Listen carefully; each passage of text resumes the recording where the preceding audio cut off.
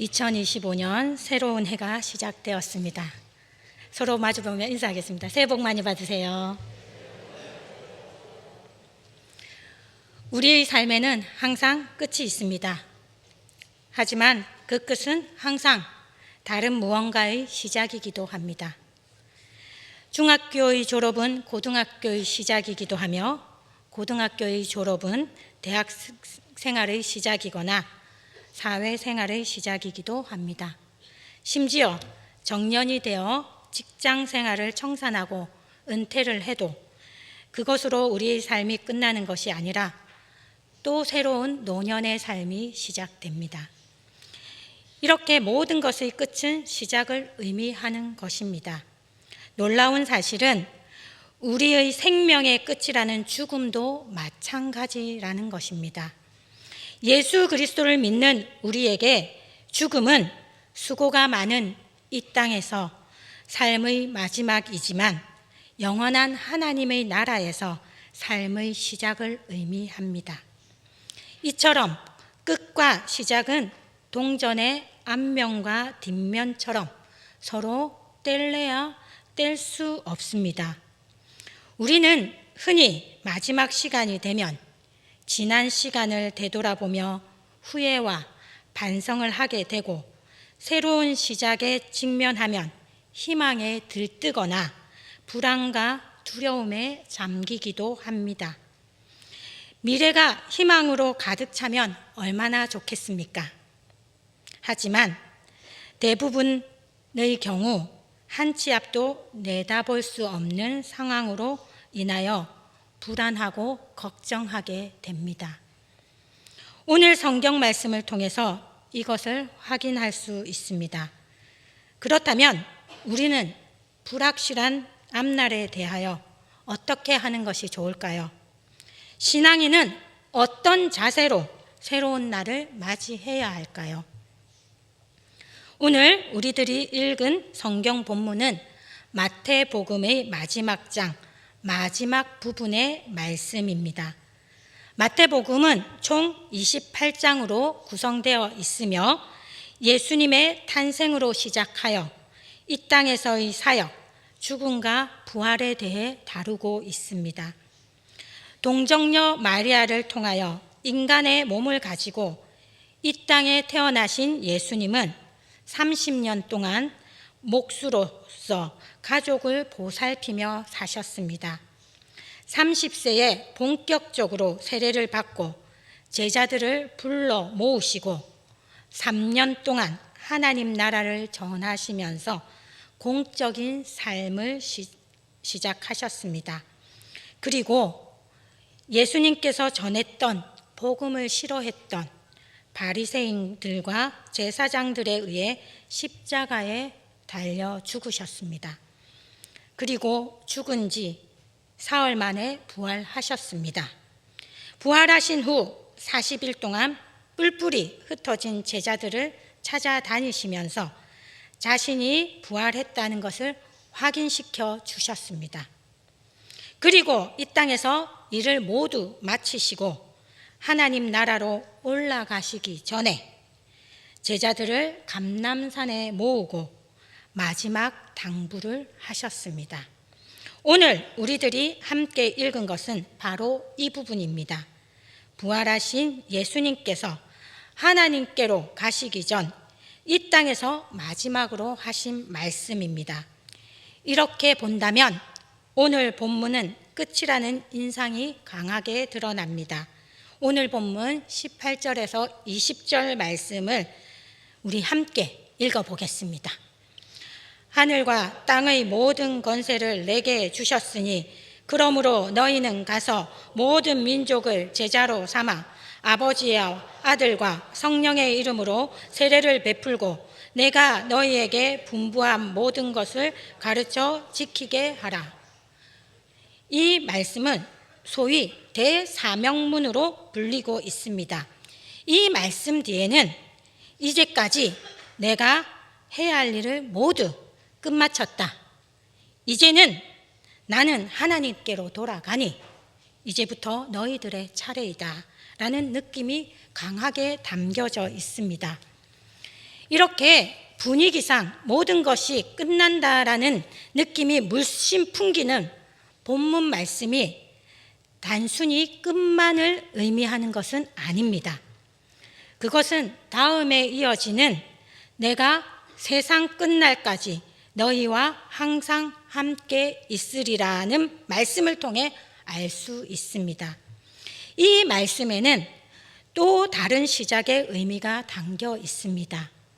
이 땅에서 예수님의 삶은 끝나지만 이 땅에 남아있는 제자들은 새로운 상황에서 새 생활을 시작하게 될 것입니다.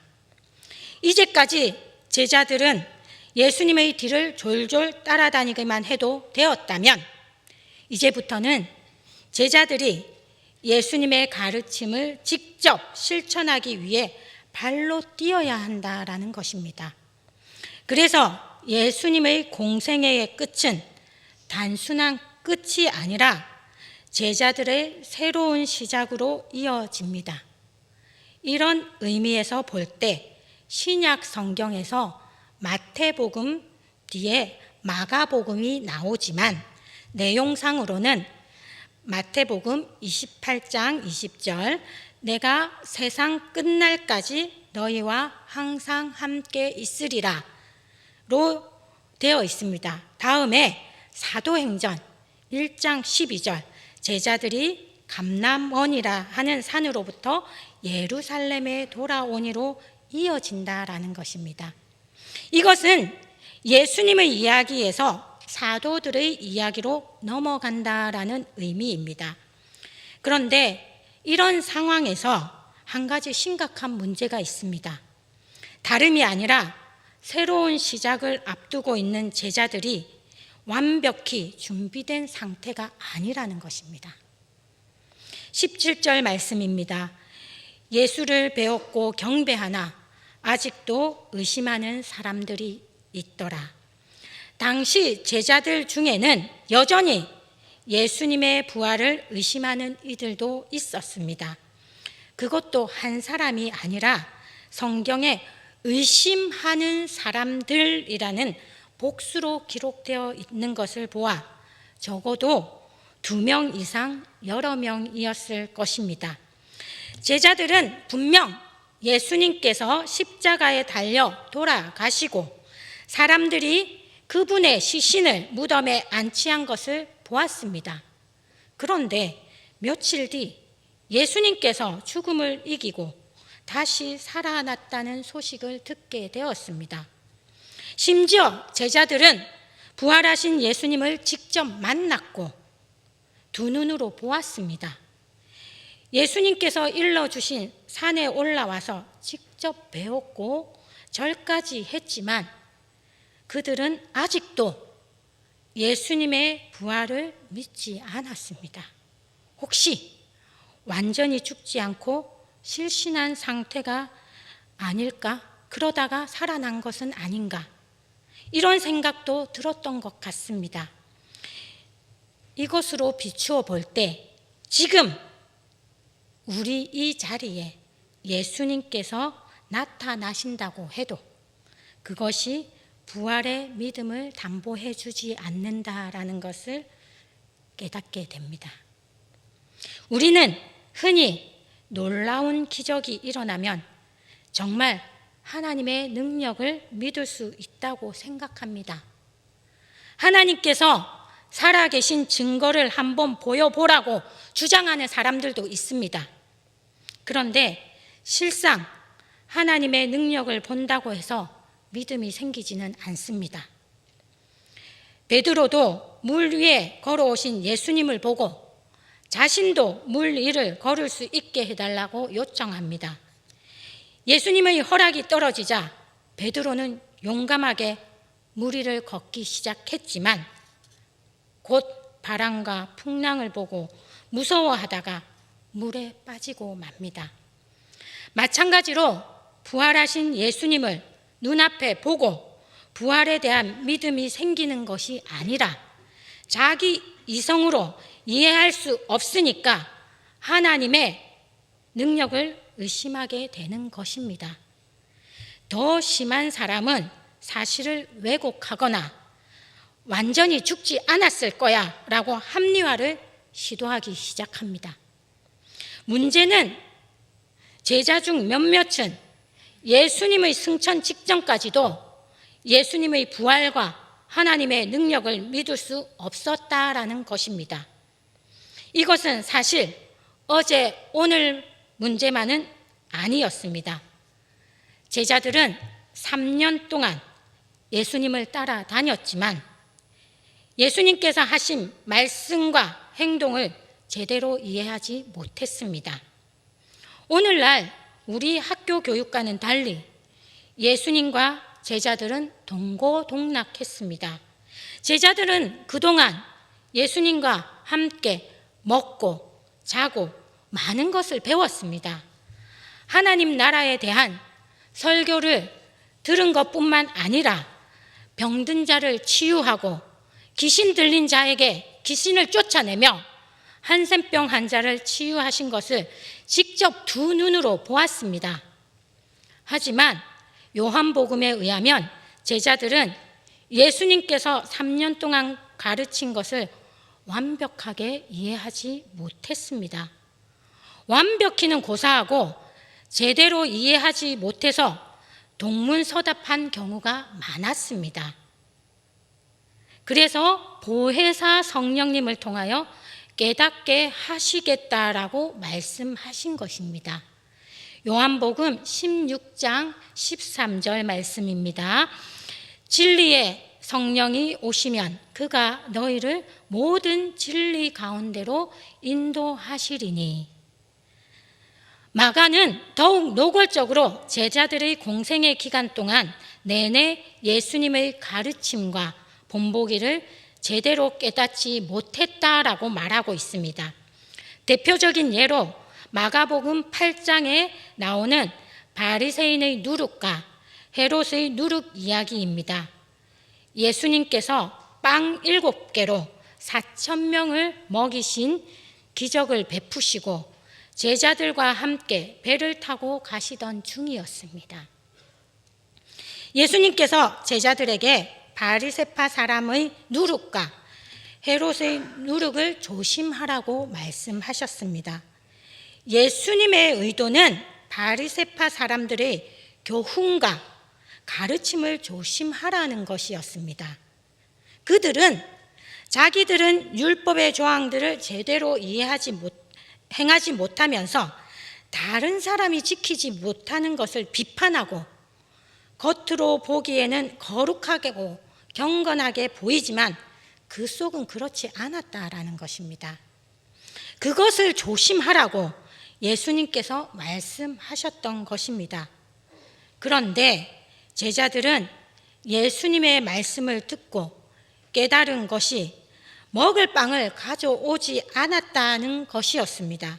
그때 배 안에는 빵이 1개밖에 없었기에 예수님께서 빵이 없어서 그러시는 것보다라고 생각한 것입니다. 제자들이 수군거리는 것을 들으신 예수님께서 답답해 하십니다. 얼마 전 빵 5개와 물고기 2마리로 5,000명을 먹이고 12강주리를 거두어 드렸고 빵 7개로 4,000명을 먹이고 7강주리를 거둔 것을 다시 물으시며 너희가 아직도 깨닫지 못하느냐라고 책망하셨습니다. 이렇게 제자들은 예수님의 공생애 동안 열심히 따라다녔지만 예수님께서 이 땅에 오신 목적과 가르친 말씀을 제대로 이해한 사람은 한 명도 없었던 것입니다. 이제 예수님께서 이 땅에서 사역을 마치고 하나님 나라로 올라가실 때가 다가왔습니다. 그런데 승천을 앞둔 예수님 앞에 서 있는 제자들은 예수님께서 하신 말씀을 깨닫고 실천하기에는 여전히 지혜도 모자라고 능력도 부족했습니다.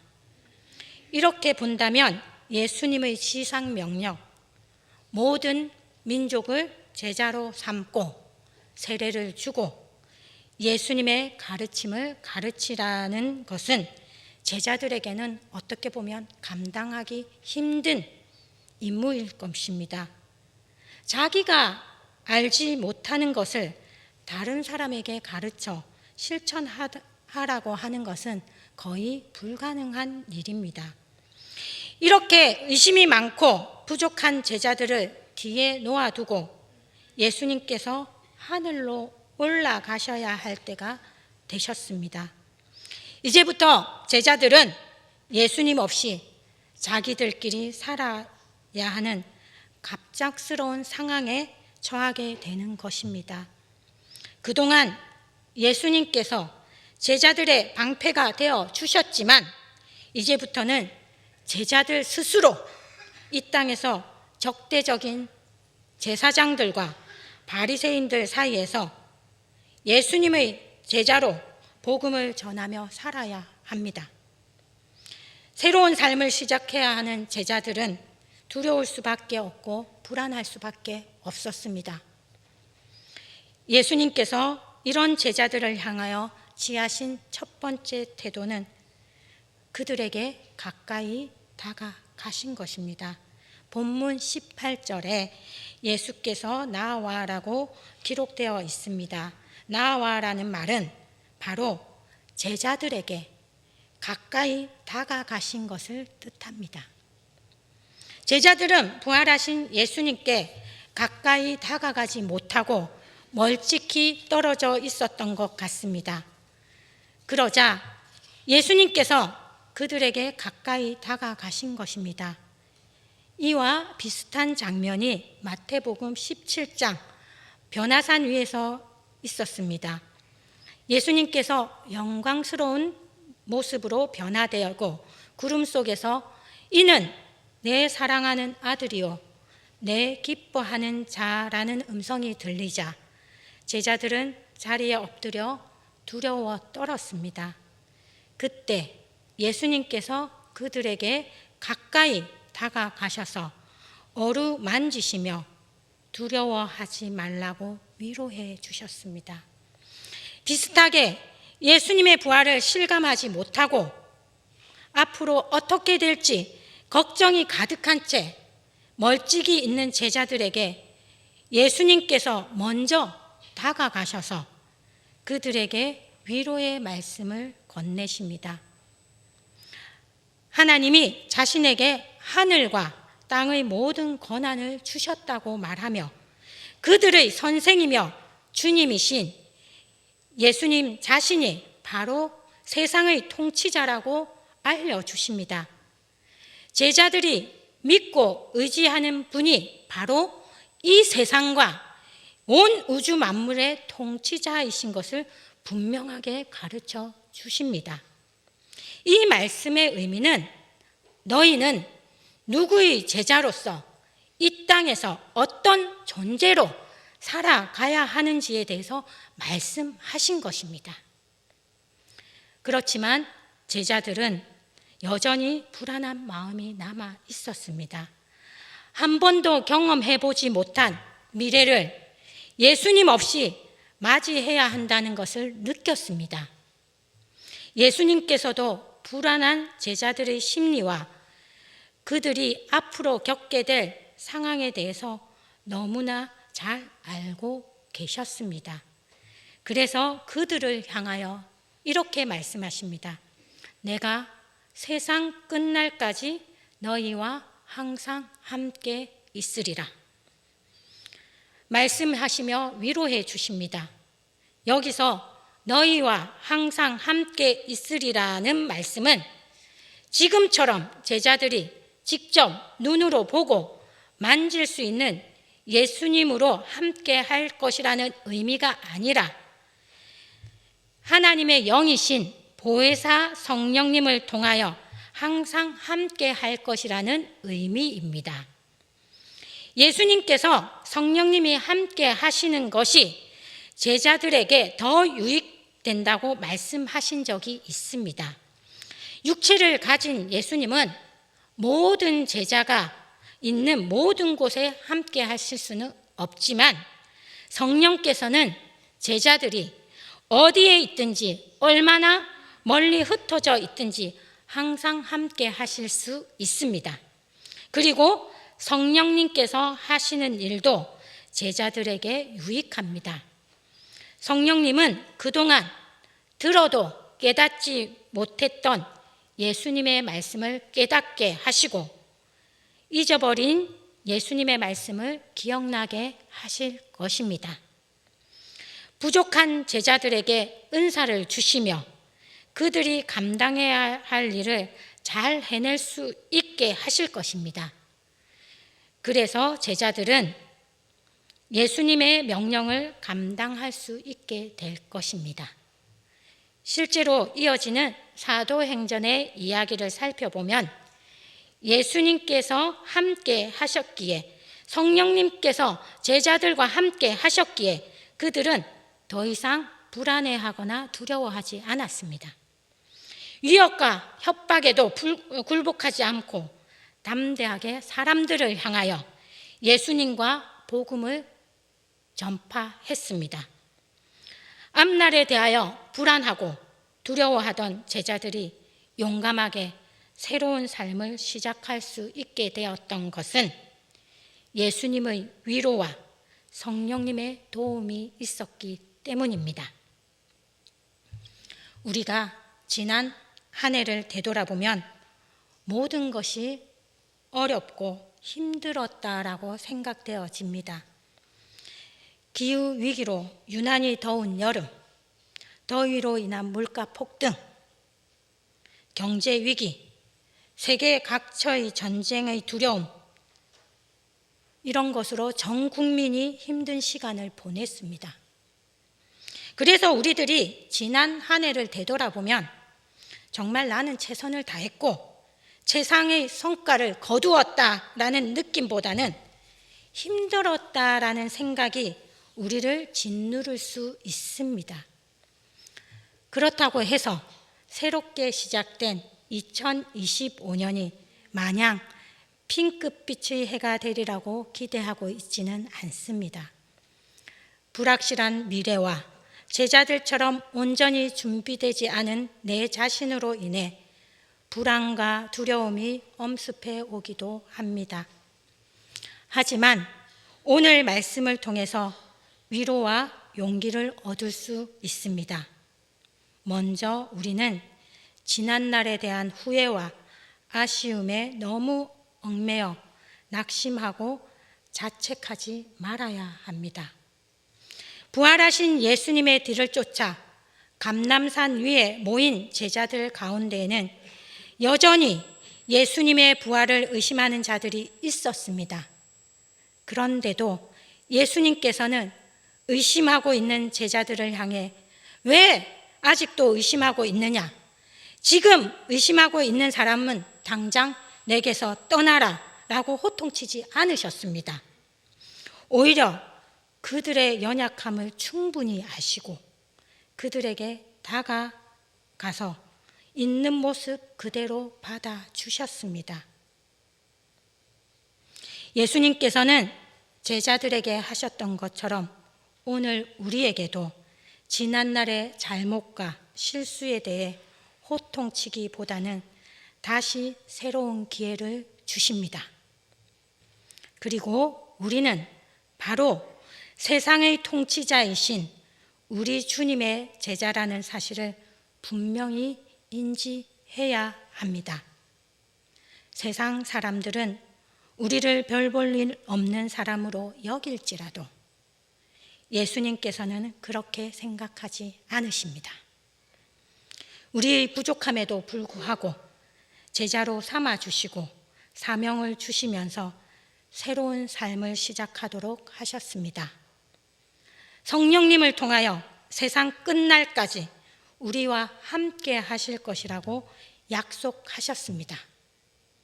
그 성령님께서 하나님의 말씀을 기억나게 하며 깨달아 알도록 도우시고 이 세상을 이길 수 있는 믿음과 용기를 주십니다.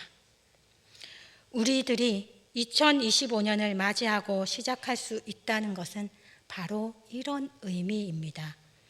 우리의 지혜와 힘과 능력이 아니라 성령님께서 주시는 지혜와 힘과 능력을 의지하여 한 해를 새롭게 시작할 수 있게 하신 것입니다.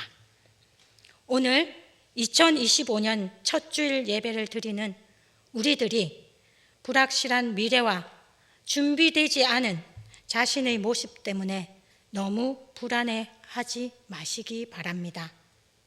우리들은 앞으로 벌어질 일을 확실히 알 수 없기 때문에 두렵고 불안할 수 있습니다. 하지만 그 불안을 극복할 수 있도록 예수님의 말씀처럼 보혜사 성령님께서 항상 우리와 함께 하시며 지혜와 능력으로 도와주실 것입니다. 우리는 부족하고 약하지만 하나님의 영이신 성령님은 모든 것을 새롭게 변화시킬 수 있는 능력이 있으신 분이십니다. 이 성령님께서 과거 예수님의 제자들과 함께 하면서 놀라운 일을 이루신 것처럼 2025년에도 우리와 함께 하시며 놀라운 역사를 이루어 가실 것입니다. 지난 한 해를 돌아보며 우리의 부족함에도 불구하고 하나님께서 우리를 지켜주신 것을 감사하고 2025년 한 해를 기쁘게 시작하실 수 있기를 주님의 이름으로 축복합니다. 기도하겠습니다.